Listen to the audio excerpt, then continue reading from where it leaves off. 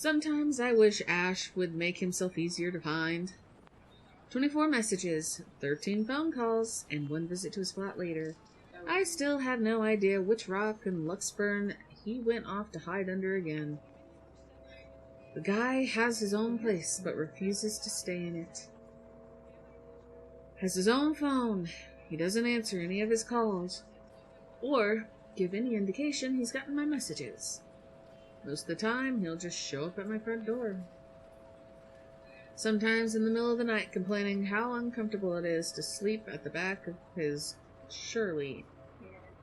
car. As if the old couch in my flat is any better. Nothing new from him, though, but a bit frustrating, really. There's the police precinct, of course. Then again, he's not there most of the time either. And if that's also true for today, he's likely out on another stakeout. There's nothing much to do for me but to wait if that's the case. Let's just hope I'm lucky enough today. While Luxburn is a relatively peaceful city boasting a low crime rate, its precinct stays abuzz with activity. As soon as I open the glass front doors, murmurs coming from the people waiting in the lobby welcomes me. Officers can occasionally be seen shuffling in and out of the rooms, greeting civilians with a casual smile and a polite nod. Some, though, look a little worse for wear, like their receptionist, who looked at me with much disdain the moment I arrived. Thankfully, I won't have to deal with him today. Before I can even step in, Ashton's voice, though low, comes from the hallway adjacent to the lobby. Not even for just 1 minute? No. The case was dismissed, remember? You were the one handling that case. If you want access to those records, you've got to ask Chief. I was taken off it before shit went to hell. Why do you even bother? Even Professor Clark seems to have given up on that. Well, Never mind, you won't understand. Right. I know you owe Professor Clark a lot, but the right guy isn't just someone you mess with. They've got the money. Who knows what else gets swept under the rug with them involved? That takes a special kind of ignorant not to know. And a smart person to know which boundaries he can't cross. You're a bright guy, you'll figure it out. In any case, I've got to get going. Another missing person case on my hand. Benjamin on the front desk looks like he's about to maul someone after the 4th one yesterday. Murders, people missing, what a time to be alive. Man, I miss the old Luxburn. You and me both. I'll see you. Gonna go grab some lunch. He notices me first as soon as he enters the lobby and pauses. Confusion briefly crosses his face until I fish out the photo from my pocket and wave it up. Frowning, he pulls his own mobile out, wordlessly fiddling with it for a few seconds before sighing heavily. There ain't any annoyance in him when he glances up, though. Only mild exasperation and what might be a hint of amusement. Stop taking pointers from Isabella. This is gonna get old soon. At least use your phone properly. It's an alarm clock, a good note-taking device, a halfway decent camera, and maybe a music player too. If I'm being nice. What else do I need it for? I don't know, keeping in contact maybe? When he merely shrugs, I know I've struck a chord. He's far from holding a piece of technology in contempt, of course. Ash has always been nothing but practical from the start, and technology is useful. Only when he gets too focused on one thing, like a case he's handling, he tends to forget there are other things around him. Little reminder and a nudge in the right direction can get him along the way. I've got an email on that social media site the girls roped us into joining. That doesn't make any sense. Also, you've got an account before any of us had one. For policing purposes? Anyway, why are you here? I thought you have something scheduled today. Or was that yesterday? That was yesterday. Look, about that, there's something I want you to see. He stops me with a tap on my shoulder, walks past me straight to the door, and gestures with his head towards their very irked receptionist when I raise an eyebrow in question. Over lunch. I haven't eaten anything since last night, and Benjamin there doesn't really like loiterers around here. Wordlessly, I follow after him, but not after sending the poor guy behind the table an apologetic smile. As expected, he takes a seat in the farthest corner of the cafe, a good way from the window, but easily allows a view of who comes and goes. Secluded enough not to be disturbed by the lunch hour rush or be overheard by a curious bystander. If I didn't know this is lunch he invited me to, I would automatically assume I got dragged into another stakeout. After years of knowing him, though, this has simply become one of the many habits he has I've gotten used to. Food arrives minutes later. A slice of their vegetarian quiche for me. Meanwhile, Ashton has opted for a cup of coffee, plus a gracious serving of... Having cake for lunch? That coffee.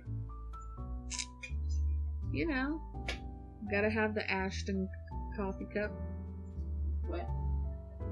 He shrugs, and then proceeds to dig in without even a hint of remorse. Frankly, it was like seeing a child get his Christmas present early. Don't tell Becca. I'll get an earful. It's just for today. You should listen to her, though. The kind of work you do, you'll need to eat something other than sweets. I don't want to see you drop dead in front of my apartment again. I told you, just this once. Lies. Have you been hanging out with Becca lately? You're beginning to sound like her. Nah, just for some recipes. But she has the right to worry, you know? It's like she's taking care of two kids. One bitches on sweets, while the other on cup noodles. At least Bella knows how to cook. Hey, I can at least boil something. Yeah, no. Gosh. I don't think That's he could easy, even right? I mean, you just put water freaking in. boil water. He burns like water. He No, just don't burned the even water. think about it. You destroyed your own kitchen once by sticking a pressure cooker on it. I think my sister is a whole lot better than you. And this is coming from someone who has no other choice but to eat her cooking for some time. To be fair, he genuinely appears offended at the last remark.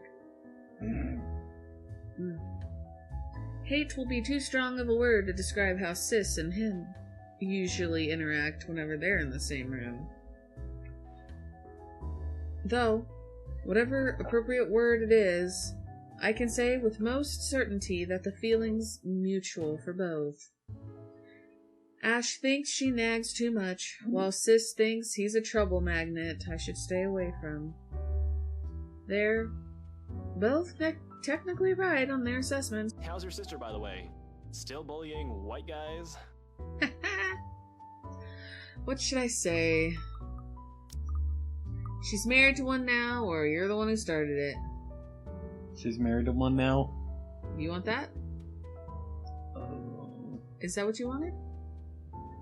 Which one sounds nice? I don't know. It's up to you. She's married to one now, or you're the one who started it. I don't know. I'm just trying to figure out which one you want so I don't click on the wrong one. I don't want to get negative. Well, and there's no way of knowing, bro. Top. She's married? You do know she's married to one now. Plus. Thank you. I hope she doesn't end up poisoning him with her cooking. Pot calling the kettle black? She can't be better than me. Actually, she is now. They're planning to start a restaurant sometime in the future. I was bedridden for days after eating some of the stuff she whipped up. And now you're letting her cook for other people? Don't exaggerate. It was just for one day, and you're the one who refused to leave your apartment. You should come by, though. Sis gave birth a few days ago. Girl, I've only seen the pictures. But I might visit sometime after everything's settled down. Too many backlogs to go through for now. No way in hell. She'll just find something to criticize again. Last time, it was Shirley. He makes a show of being utterly mortified, though I'm quite sure he doesn't mean any of that. He might not say it straight out, but I'm pretty sure he's enjoying the small visits whenever he can. Something about it reminds him of his own family.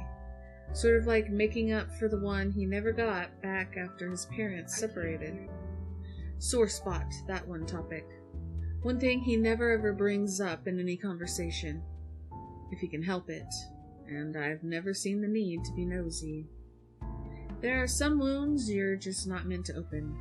And for the both of us, the sentiment goes the same way. As if you ain't already on a shit list. You're just afraid of her. In your dreams. But I'll think about it. Can't just drop this thing at the moment. His change in tone is subtle, but his aggravation over the matter hangs completely palpable in the air. Still no closer? The opposite, actually. There's been some slip-ups here and there. Careless mistakes, and let's just say I'm waiting for him to make another one. What about you? How are things on your end? All piled up on top of the other. But I can manage. Still recovering from the expenses for the movie, so the surge in new projects helps. Well, there's this one thing. The expression on his face grows more puzzled with each photo I spread on the table.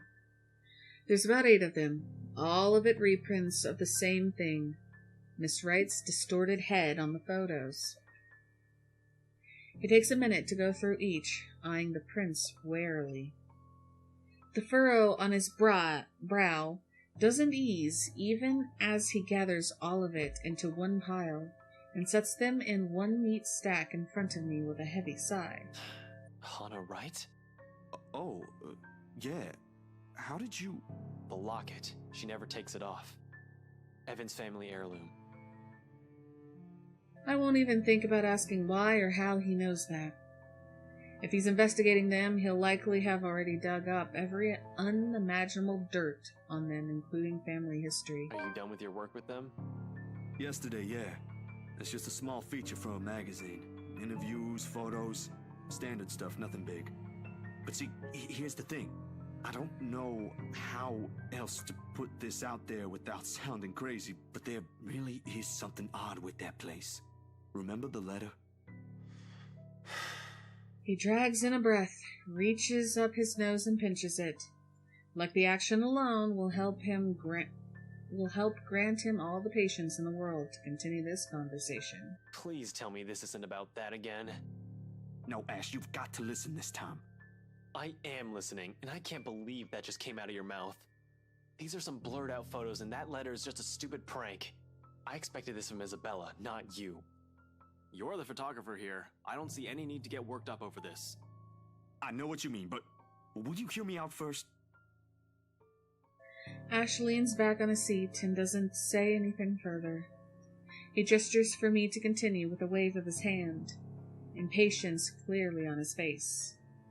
Any other person telling him this, and he'll walk out without batting an eye. I suppose the only reason he's giving me the benefit of the doubt is because we know each other. Ash, I don't easily buy into these things as much as you do. Yesterday, though, behind Hana. He blinks at that, his eyebrows lifting momentarily before settling into a deep frown. Hana? Since when were you on a first-name basis with the Wright missus? Why does that even matter? I thought you said this was just a gig. His voice stays level, but the accusation in it is as clear as day. It hits a nerve in me somehow, more than that tone usually does. I do get where he's coming from, but it's not the point here, or it's really just a gig. The gig. It's just a gig. Mm-hmm. Okay.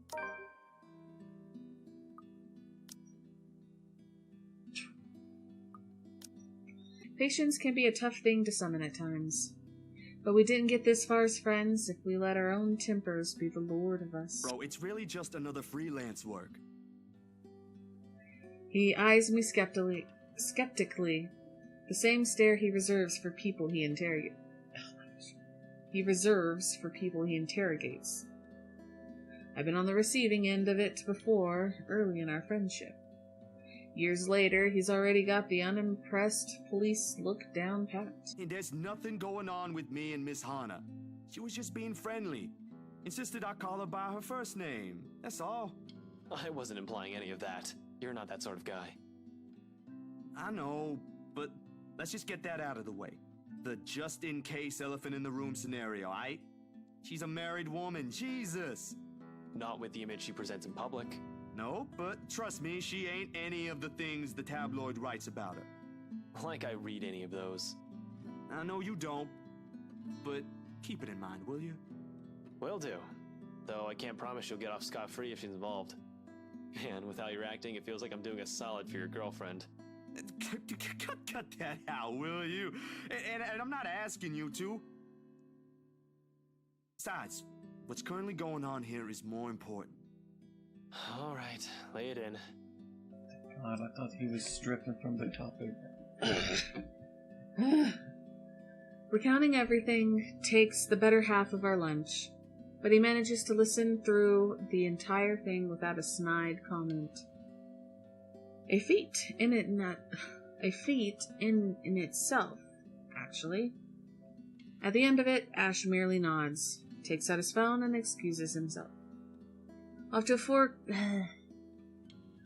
far corner of the cafe for some privacy. If you can even afford to have such in a public... Oh my gosh. If you can even afford to have such in a place as public as this.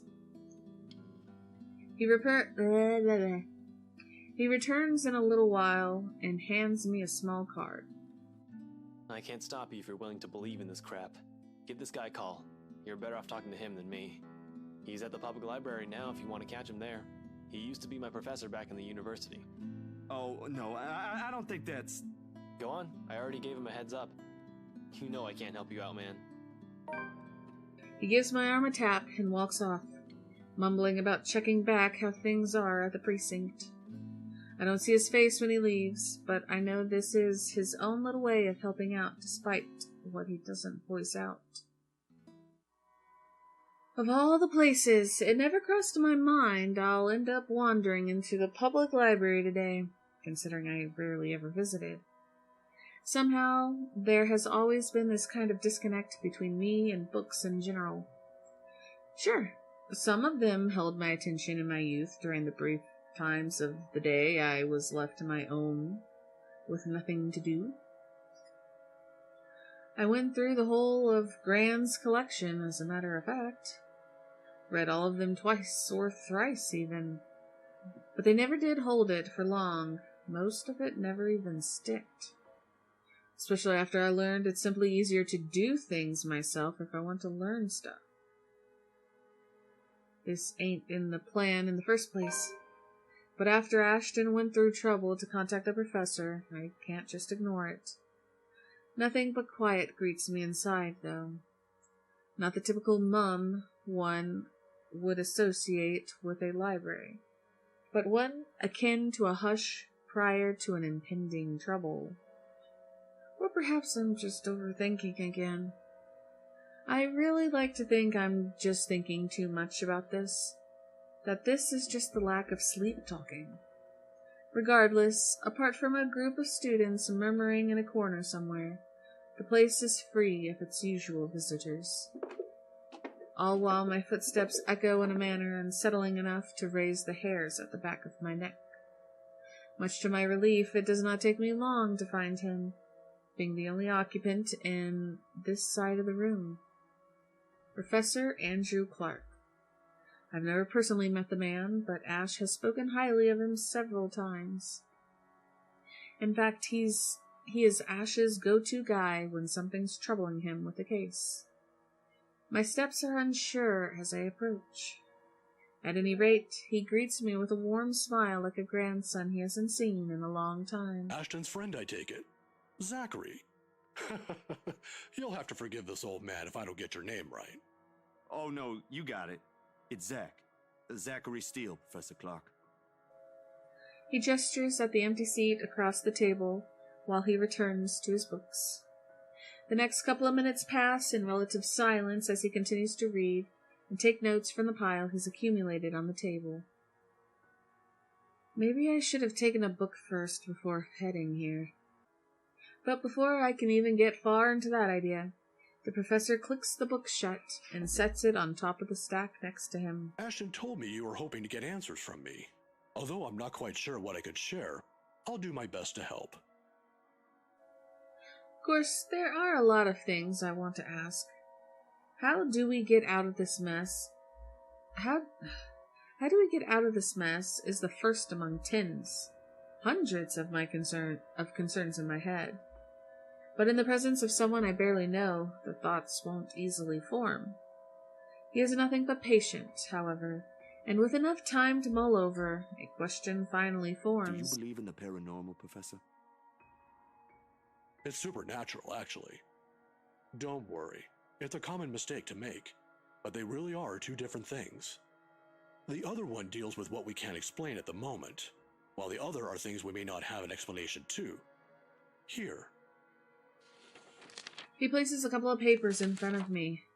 The very same one he was writing on earlier.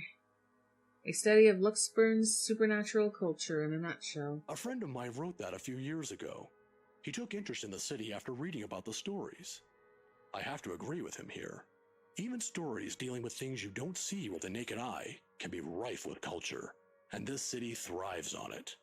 Just ask the locals. Like ghosts, for example. Among other things.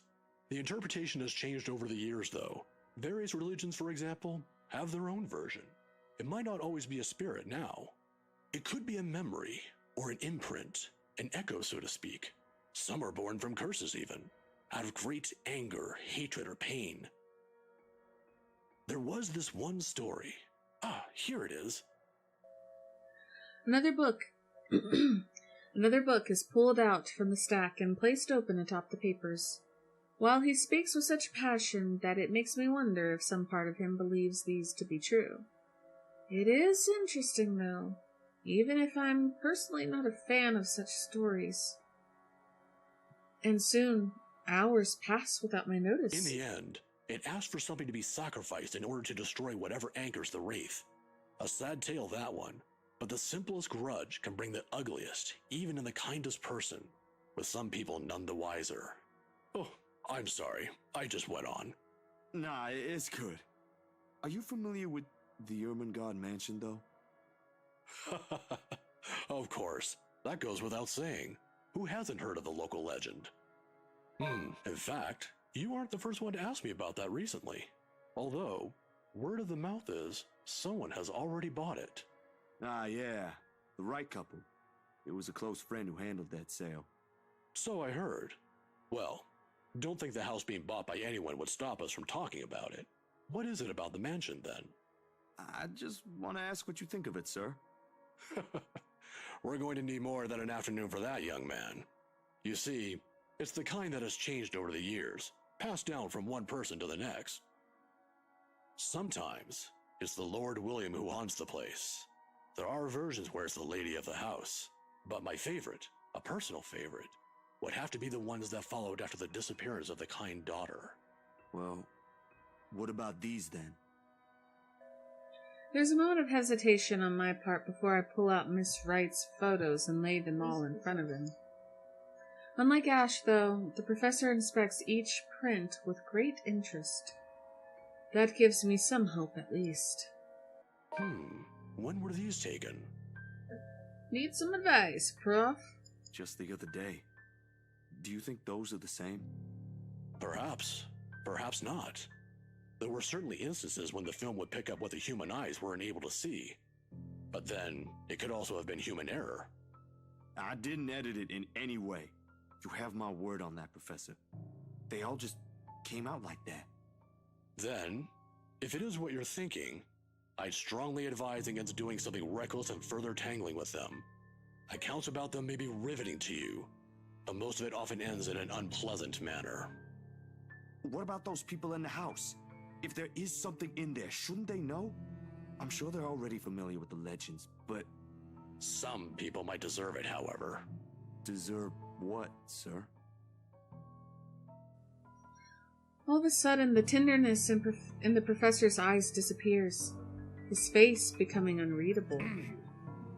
As though catching himself, he hastily clears his throat, gathers his books, and rises from his seat. Professor? I'm sorry. I just remembered something I neglected to do. You'll have to excuse me, Zachary.